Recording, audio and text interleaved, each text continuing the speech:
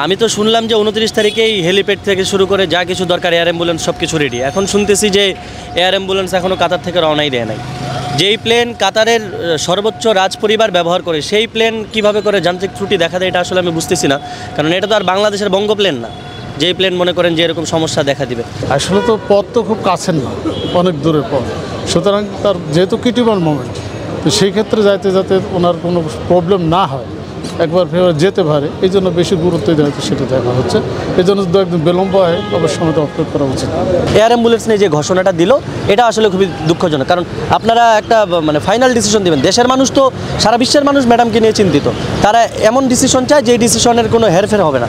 যান্ত্রিক ত্রুটি বাংলাদেশের বিমানে হইতে পারে, মানে এয়ার অ্যাম্বুলেন্স তাও যেটা আপনার কাতারের সর্বোচ্চ পরিবার ব্যবহার করে, রয়্যাল ফ্যামিলি যেগুলো ব্যবহার করে, মানে এইসব ইয়েতে মানে সমস্যা হবে, এটা আসলে আমার মনে হয় না এটার কোনো ব্যাপার থাকতে পারে।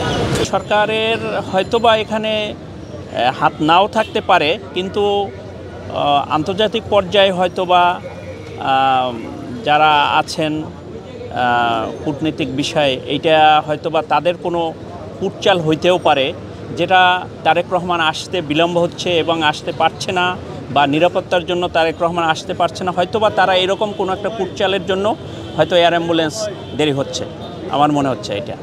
তো আমরা যেটা শুনছি যে যান্ত্রিক ত্রুটি, আমরা সেটাই মেনে নিচ্ছি, কারণ দলের প্রতি, দলের নেতৃবৃন্দের প্রতি আমাদের অগাধ বিশ্বাস আস্থা আছে। তিনারা যেটা বলছেন আমরা সেটাই মেনে নিচ্ছি, সেটাই সত্যি মনে করছি। আমরা তো প্রথমে মনে করছিলাম প্রথম রাত্রির দিকে কালকে আসবে, কিন্তু যেহেতু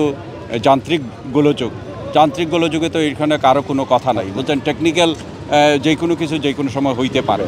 তো এর জন্য কাতার গভর্নমেন্ট এইটা আমাদেরকে মানে বলেছেন যে এটা একদম মানে পারফেক্ট কন্ডিশনে যখন আসবে তখনই এই অ্যাম্বুলেন্সটা চলে আসবে।